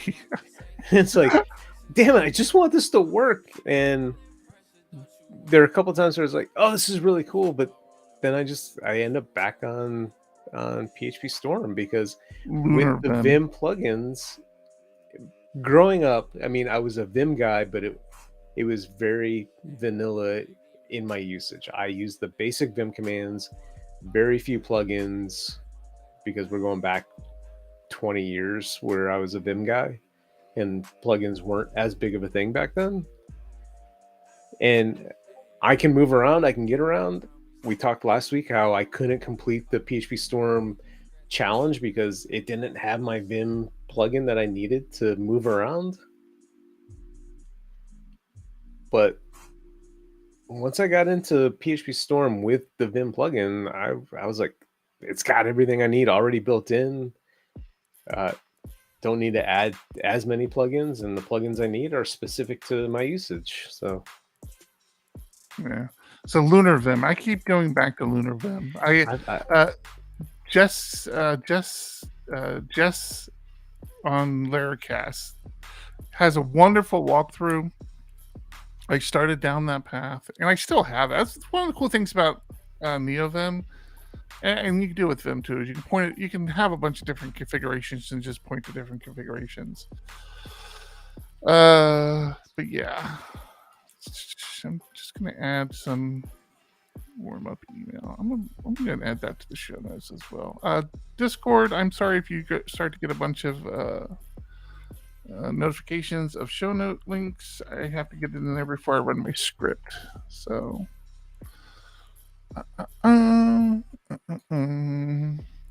something I kept wanting to talk to you about on the show, and not that it's that important. I'll talk to you about it after the show, so everybody hanging out with after the show conversation get to benefit from it. You never got into. You're still in the Pop OS full time, right? I mean, not full time, but you're primary, right? Yep. Okay. Yep. You never got into the tiling and stacking like I did, right? I tried. I turned it on multiple times and had more issues than it was worth. Mm-hmm. Yeah, I can appreciate that. I've used it for a little over a year, and I think about 2 weeks ago, actually longer, like the week before we left for tech, I turned it off because, as you know, I was having this constant issue with my system hanging. There are certain apps I don't run. I stopped running because they seem to be like at the core of my machine having problems. And for those of you listening, John knows we have very big desktops. They're desktops, they're not laptops. Lots of RAM, lots of processing power. So for anything to take up to freeze up these computers is just frustrating as all hell. And I was having it, and I know John mentioned he had it in the past as well, where like once a day I'm rebooting my machine, and that's just not normal for a Linux desktop. Like you should not be doing that. So things like Spotify, I stopped running because it always seemed like Spotify, my system would act weird, and so I stopped running it. Since turning off the tiling and the stacking, I haven't had an issue. My system hasn't frozen. I've had Spotify running now for like 3 or 4 days. Hasn't crushed my system. The only thing I cared about the tiling with is having such a wide desktop. I love having side by side things on this screen. So I have a portrait taller than it is wide monitor over here. Portrait. So this is where my code is. Then I have my my browser. I have other stuff open. Being able to just drag to the side and have a split side by side, sometimes moving things a little bit wider or narrower on one side or the other, is all I really care about. The tiling seemed cool, but like I said, just a nightmare when things didn't quite work exactly how I wanted them to. Yeah.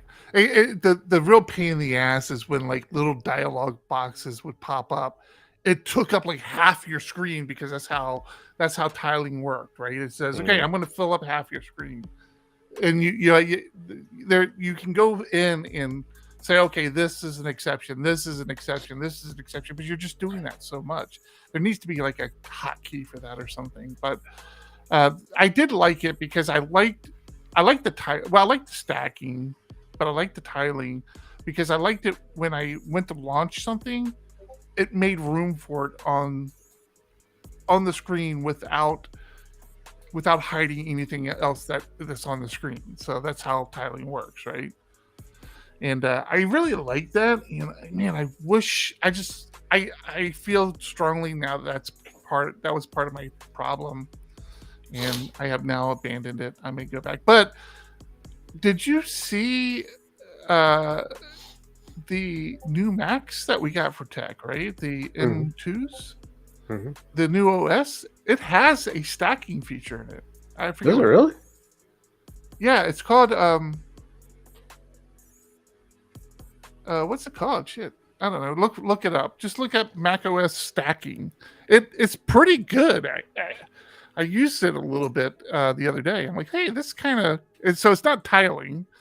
There's actually magnet. People use magnet for like snapping windows around in Mac OS, but stacking in Mac OS is called. Use desktop stacks on Mac. Turn on desktop stats. Yeah, I recommend doing it. I've had a lot of success with it. I mean, again, I use the Mac very, very infrequently. So for me to say I have had a lot of success is probably not a good phrase, but I like it. I've been playing around with it a little bit. Well, is Pop OS you just add it to an exception? Yeah, that's the problem though. There's so many freaking exceptions. Yeah, there's so many of them. Zoom. Yeah, Zoom is a POS piece of software. And Slack was another one as well. Slack, like a call would start, and it like tried to make the call window half the size of the screen. It's like, oh fuck's sake! It's just a goddamn call. Stop it. Buttery, I assume you're a Pop user as well. Arch does have an installer now. Yep, I actually have. I'm running Arch on my little Raspberry Pi. I've been running Arch on my Raspberry Pi for a couple years now. Manjaro has a Pi version, which is a kind of a GUI install front end to Arch. And You talking about very happy with it. Are you talking about stacks on the desktop? I don't know. I'd have to look at it. I don't know what it's I think called. that's just files. No, I don't think it was. I remember Sidecar. What's Sidecar? Is Sidecar? That's using your iPad as a second monitor. Okay, it's not Sidecar. All right, here, I'm gonna have to look at it now. You didn't show off your new monitor you got up there. Well, I would have to. Here, let me put myself down here. Well, of course, see, this is the problem I'm having with monitors. I need to change the color scheme for my PHP architect stuff. Okay, let me watch this. Whoa, how many pairs of earbuds do you have back there? Holy crap. A lot.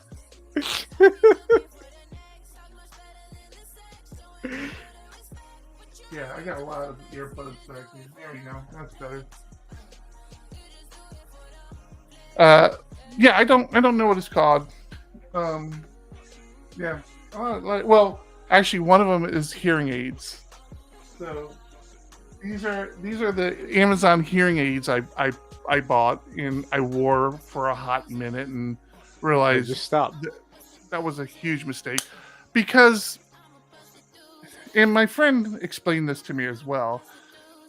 People don't lose hearing at the same rate, right? Like you have different ranges. People lose hearing at different ranges. So you get tested to find out what range you need help with, which I have. I actually have the test results right here on my desk. And then you take that to a hearing aid provider who gives you a hearing aid that is for what you need. These are just like amplifiers. Like you put them in your ear and they just amplify the noise around you. It's just not doing what it needs to do. Gotcha. Yeah. So I don't know. I don't know what I got my monitor back here, which is I actually have on my Mac. Let me take a look. Hold on. Is it your Mac or is that your Raspberry Pi? Your Raspberry Pi 4? What's the keyboard? Dude, I love this thing.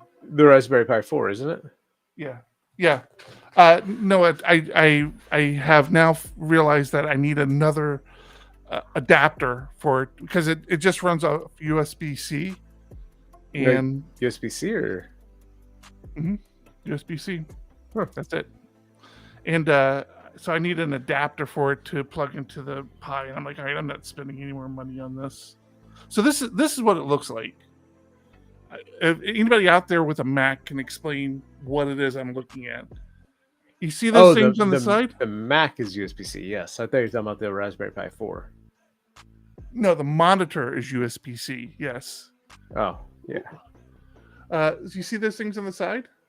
Those are stacks. Oh, no, that's a pain in the ass is what that is. Why? That's not stacks. I forgot the name of that. I had that enabled. Oh my god, that was a nightmare. Why? I like them. I'm gonna find what it's called now. It was with that turned on. I was doing something where I was trying to get side by side, and it wasn't using that gutter space that takes up those stacks or whatever they are. And it was like driving me nuts until I could figure out how to turn that off. And finally I did, and it was just like, all right, I'm back to where I need to be. What do you mean? It disappears. Like it disappears for me. Whatever I was using to have side by side things wasn't covering that space. Well, I can't even turn it off now because I don't know what the hell it's called. I know. I did the same thing when I was trying to turn it off. What the hell is this thing called? You're right. It's not stacks because I just searched for stacks. What is it called? Come on, somebody, help us. What are you guys? You guys still talking about? What's going on here? I don't know what they're talking about, but yeah, man. I had that turned on and it didn't do anything for me that I loved, and it caused me more heartache than it was worth, so I turned it off. Like I said, I just don't use my Mac a whole lot. So, freak is it called though, man? I don't know. I had it turned on though. I don't know what I don't even remember. Yeah, I don't remember what the hell it was called. I swore to God I thought it was Stacks. It's something like it was Stage Manager. Stage Man. I would say yeah, it has a name like Sidecar, but I know it's not Sidecar. Yeah, Stage Manager. That's what it's called. Yeah. Stage Manager. Yeah. Desktop dock.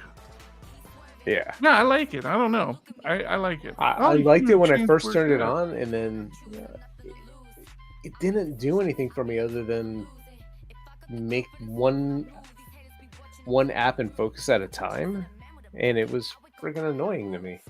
I thought you could add. Let me see. Yeah, I don't know how you do it. I thought you could add things to.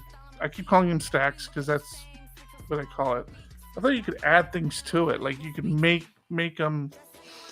I don't know. I watched one video, and like I said, I just don't use it enough, so I don't really care that much.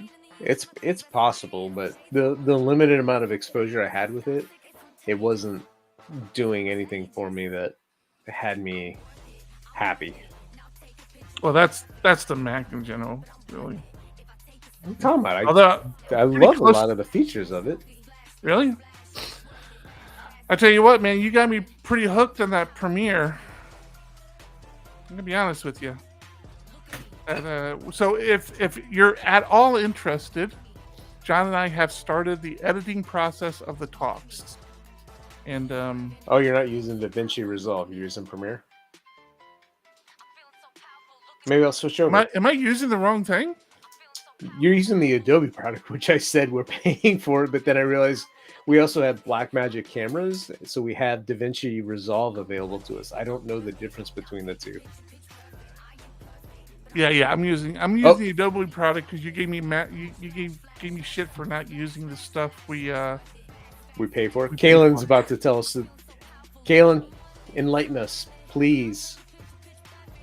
I've been using DaVinci Resolve so far, which again, it's one of those things. If you use it all the time, you probably know a lot about the ins and outs on how to use it. I swear, I got that video like lined up. A couple of the cross dissolves that I wanted. I had it where I wanted it, and I'm like, how do I export this? Yeah, in DaVinci Resolve, it's not exporting because that exports the project. You need to render it, and you render it through the deliver page, and getting to that page isn't as straightforward as it should be. Oh, so he is actually on board with DaVinci. So DaVinci must be open source. Is it open source? No, we paid for Blackmagic gear. It's part of Blackmagic. It doesn't mean it's not open source, but yeah. No, you got a card with the camera you bought that says here's the code enter to get this software. Oh, I guess I should go look at see if I still have that card. DaVinci Resolve. All right, well, it's free with a paid version.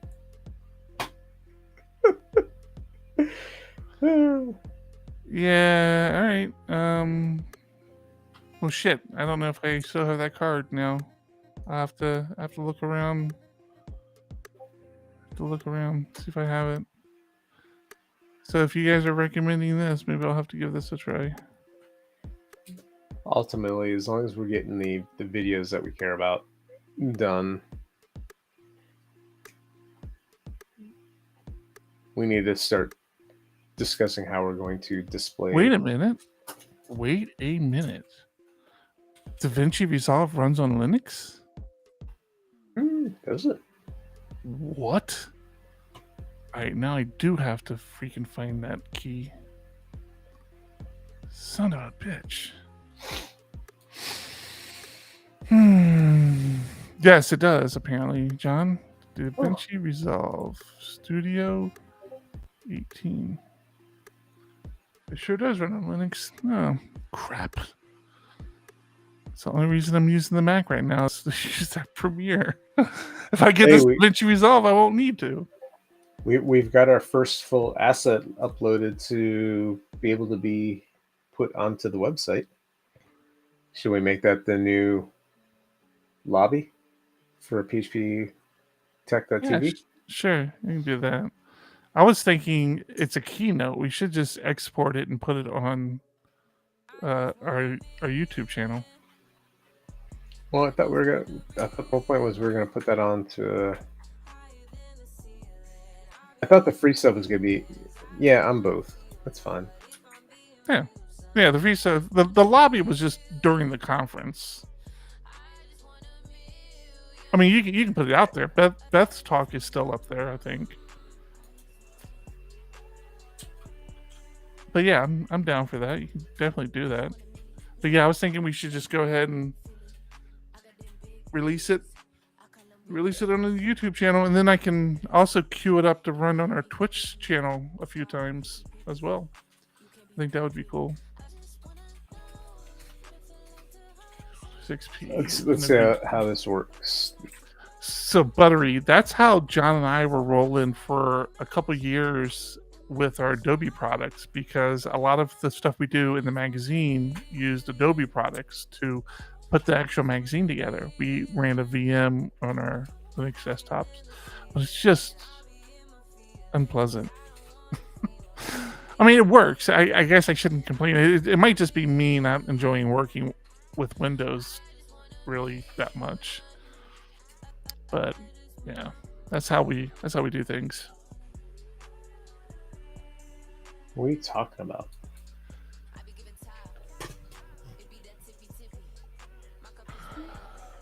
All right, let me. What's happening?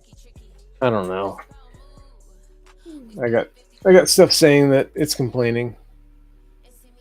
Did you push something up to server lately?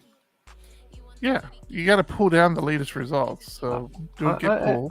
I'm doing that. I'm doing it. Chill. Yeah, I told you I took down all the rooms. So now if you try to go anywhere, it just takes you to the lobby. But I have downloaded since then, I thought. I don't know. I haven't done anything since then. Whatever. Titles. All right, we need titles. See if we got good titles here. PI titles.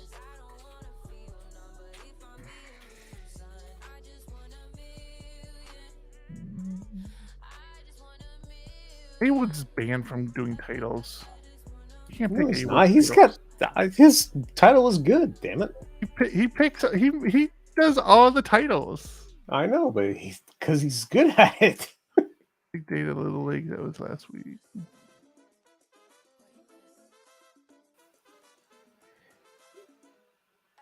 Kalen, you're not wrong there.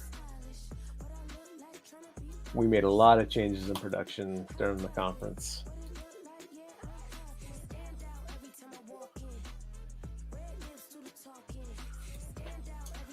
Damn it, A-Woods.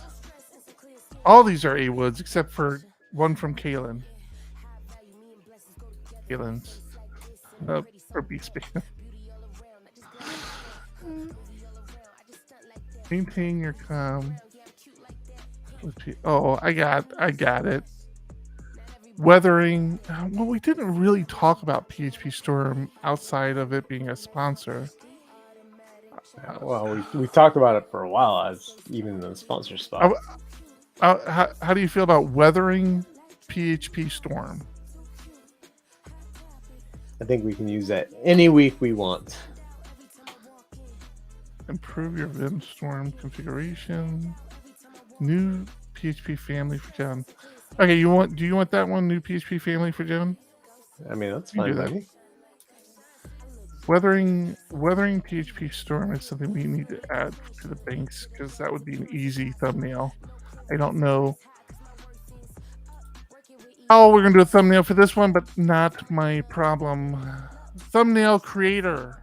The title is New PHP Family. So new PHP family for John. PHPAMILY for John. Why is this not going live? What the hell happened?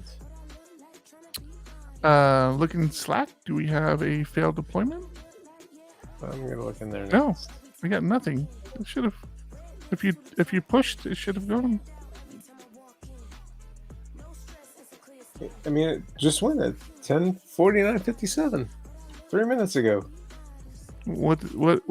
Oh, you changed the video? Oh, I did.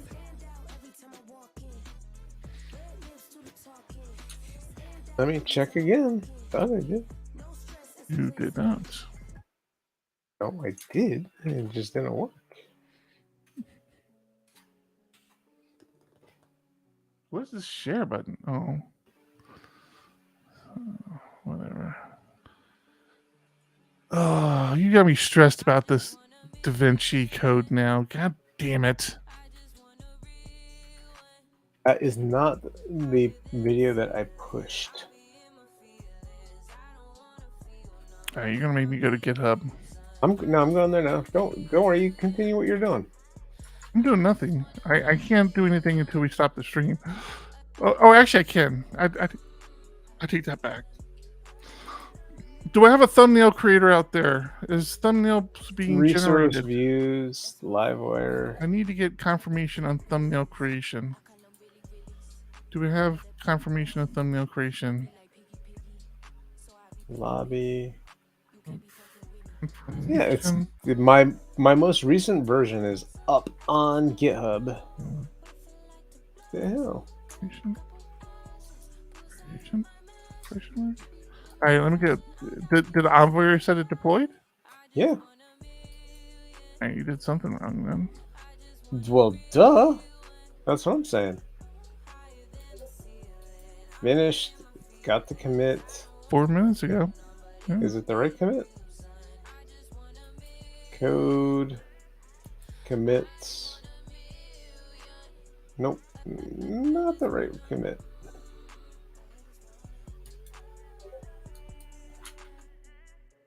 Still, it should have worked.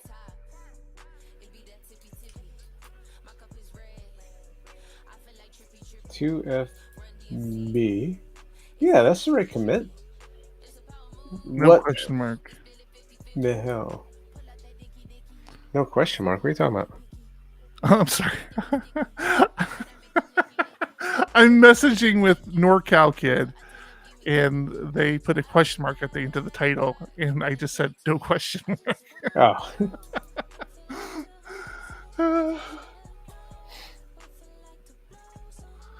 Alright. What am I missing? What am I doing wrong here? Is there only one area? Let me take a look real quick at what happened. I changed the else in our if. Well, just take all those if else out. We don't need them anymore. Just put the video in that you want to share. But you don't want to keep this for next year? Oh, we'll recreate it. I mean, we'll have. It's not like it was that complicated of a code to put in there. But even when my point is when I look at what is there currently,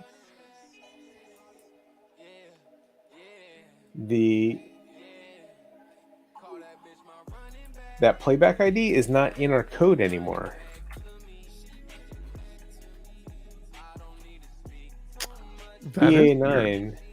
EA9 is not. Oh, it is in there. Wait. Oh, landing page. Hang on. What is the landing page? Landing post. Oh, you put it in the lobby. It's supposed to be a landing page. Yeah. Oh, okay. Well, I don't know what I don't know. I think I don't know what lobby is. I forget what lobby. Well, wait a minute. I thought lobby was the whole thing. Yeah, you'd have to do a code search. I'm not doing that. I'm just gonna push this and say, okay. So lobby's the Livewire component, and I think what that was doing, that was bringing together the current talk, up next talk, But you're saying the if else was in there too? I don't freaking know, man. It doesn't matter. I found it. It's deploying. I'll let you know once it's deployed and let you know if it's still broken, and then we'll figure it out from there. I'm not getting any notification from Honey Badger, so I assume we're good. Not breaking code. Network error. Dun, Network dun, error. dun. Network error. What did you oh, remember you have to grab the ID from the playback from the embedded. Oh, I thought I did. Okay. Yeah, I always make that mistake as well. Oh, I just grabbed the asset ID. Yeah. That's what you screwed up. That's dumb. Yeah, I mean, as cool as that service is, and as much as you can do with it with the APIs, there's certain things like, okay, why did you do this? Let's ask myself. Nobody go to phptech.tv right now. Not yet. Do we have anybody even watching us still? No. Yeah, They gave up on us. They gave up on us a long time ago.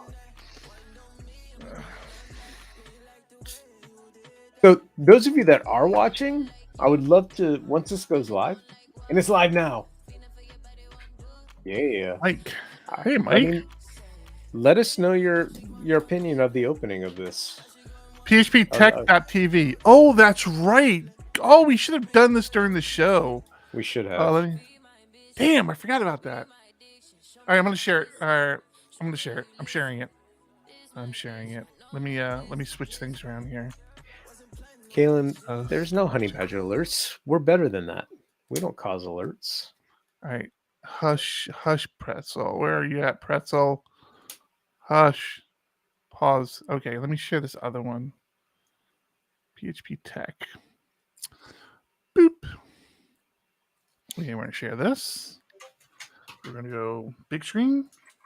Boop. We're going to hit play. Huh? Oh, no sound. No sound.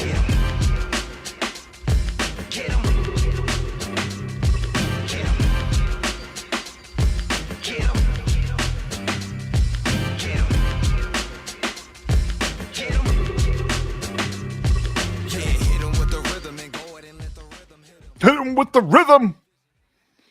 Oh, you do a lot better with the sponsor than I did. Well, I think it's on, Jack. Oh, it's in mono though. Oh yeah, it is. Got to do some alt tabbing here. Give me a second. I guess I'm gonna redo that. So, yeah, you have to redo that. Let me play. Let me go and play the end for people who are. Oh, you can't scroll in this, huh? It's just a stream. Have been to PHP Tech in Chicago before. Okay. Well, no, it should be on A lot demand. of faces that I know. All right. How many of you have been to a PHP yeah, Tech but before? But oh, there it is. No, that that's was in Chicago? volume. You can't scroll. You can't scroll through the video. Have been to PHP Really? Tech, or this is your first time? If you can, I don't see how. I don't All right, see. so keep those hands up for a little bit, because the people that have been here before. All right, I these are guess the we need to people that figure you want. stuff out. Well, Yep. All I right. mean, definitely we'll be able to when we put it on YouTube.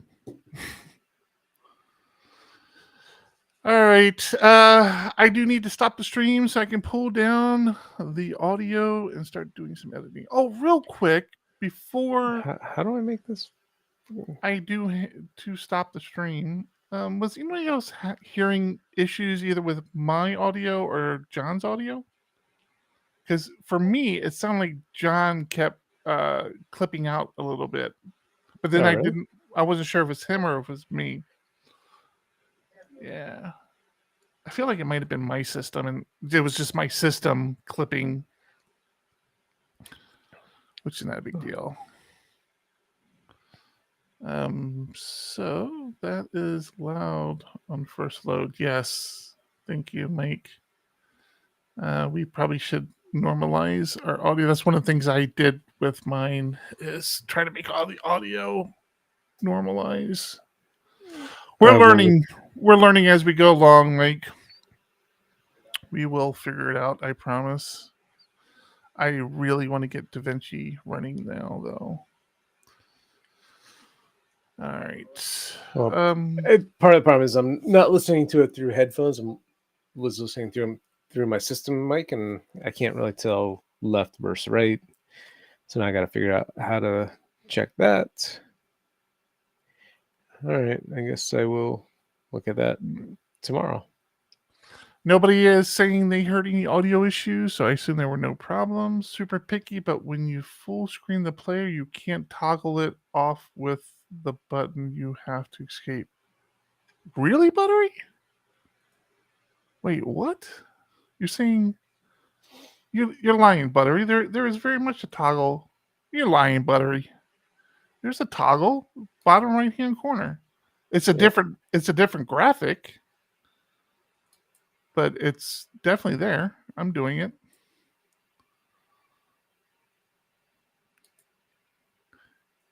Go to bed, Buttery. You're drunk. How come your camera looks so much better than mine? Look at this. Look how like. I guess if I lean back, I'm on the webcam. I'm not on the other camera yet. I wish we had autofocus. Because like if I just come a little forward, I get all blurry. And come a little back. Not fine. Yeah. Butter, you don't have to recheck. I'm telling you. I'm explaining it to you. You're wrong. I can't wait till we can start talking about next year. Just some of the stuff we've already discussed. Excited. Not teasing. That's why I didn't bring it up during the show, but it's going to be a very long year if I can't start spilling some beans. Oh, Firefox. Another Firefox issue. Interesting. I know. Now I got to look at it in Firefox. But I don't believe you, Buttery. Firefox was actually an issue we talked about last week with the SVG images as well. PHP Tech TV.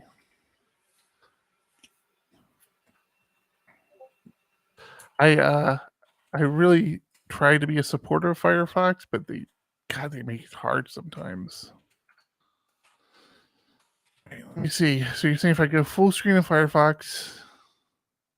No, I still have it, Buttery. No, I still have it, Buttery. It works for me. I don't see what you see. We'd love to have you there, Mike. We'd love to have you there. I want to get overseas and get to a PHP conference. You guys have the coolest PHP conferences over there, next to PHP Tech, of course. So many good conferences over there. I want to get over there. Either the Laracon EU or one of the conferences in Amsterdam or something. It's the weekend for me now. Finished working through, so I'm actually drinking now. Well, there's your problem. I don't know how to show you. I guess I can share my screen with you. Let me do that real quick. Let me put this over on this screen. This is just for you, Buttery. This is just for you, pal. Share my window. Let me share my entire screen. Share this screen.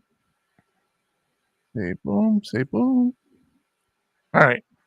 So this is Firefox. I assume you can see the little Firefox in the upper right hand corner.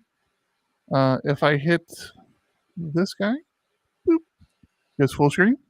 If I go down here in the corner, oh, you can't really see it on the screen. Down here in the corner right here, there's a button. Hit it, boop, goes. So I'm not sure what you're seeing or why the Firefoxes are different. I'm not saying you're wrong. Maybe it's a extension you have installed. Sounds exactly what you were saying. That's true. That's exactly what I was saying. I was saying Buttery is drunk. All right, everybody. Thanks for hanging out with us. I am really going to end the stream this time. Appreciate all you, and see you next week. Bye.